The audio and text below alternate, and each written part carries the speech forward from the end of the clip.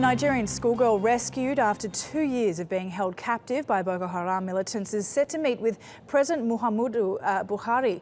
Amina Ali Nekeki was discovered on Tuesday in a forest close to the border with Cameroon with a child. She's the first victim to be discovered since their capture from a secondary school 2 years ago. The girls were taken in the northeastern part of the country by Boko Haram. And TRT World's Fidelis Mbah is here to give us a few more insights into this story. Now, Fidelis, a few more details emerged about this story yesterday and the discovery of this girl. What more do we know? What can you tell us? Well, like the news yesterday, she was rescued while out from where she was being held hostage in search of firewood with her baby. And then the military actually were on a patrol, a routine patrol with local vigilantes known as civilian JTF. So they now found her trying to fetch firewood. So they actually they rescued her, then went back and also rescued about 100 other people who were being held by Boko Haram. But what is not clear is actually if there was more like a use of force in rescuing the other people.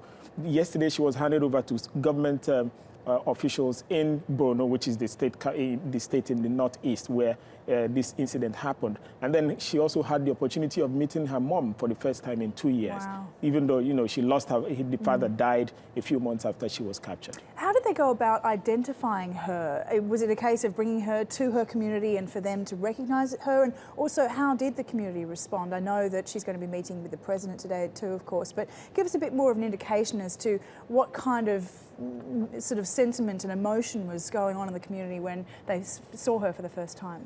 Well, in terms of recognition, to some extent, it's easy in Nigeria to actually, more like recognize someone who is not from a particular area. So the civilian JTF, they were incorporated to join the military in search of these girls and also in search of Boko Haram fighters because they know the terrain, they know the people.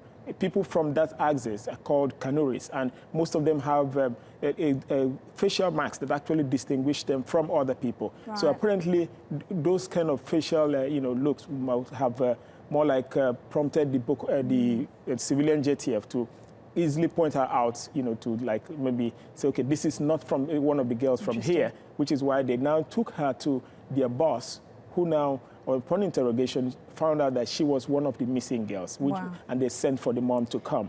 And then for the community, it was a whole lot of, an electric atmosphere yesterday. They were overjoyed, and it has also given hope to other people, the parents and loved ones of the 218 other girls who are still missing, that one day they might actually come back home. Yeah, so on that, what's happening in terms of the rescue operation? What is the Nigerian government doing to try and find those more than 200 girls? Well, the military has actually been stepping up efforts in trying to locate them because where they are held is Sambisa Forest. And it's a very large area, and the military has been carrying out operations there for several months. But they've also been very careful because they've been dropping bombs and in some of the locations. They've also been careful to avoid, killing so many people who have been held there because even though the attention is on these girls, over 200 girls who are missing, thousands of other people had been kidnapped over the last 2-3 years. You have women and children and other men as well who had been kidnapped from other communities. But the attention only seems to be on these girls, maybe because there were 276 of them, young girls, who were sitting for exam and they were kidnapped one time. So that's why and then the campaign about Bring Back Our Girls has actually drawn more attention to them. But beyond that, there's still thousands of other people who had been kidnapped by the Boko Haram. Right, okay, well, at least for now, some positive news. Thank you so much for that, Fidelis. Really great.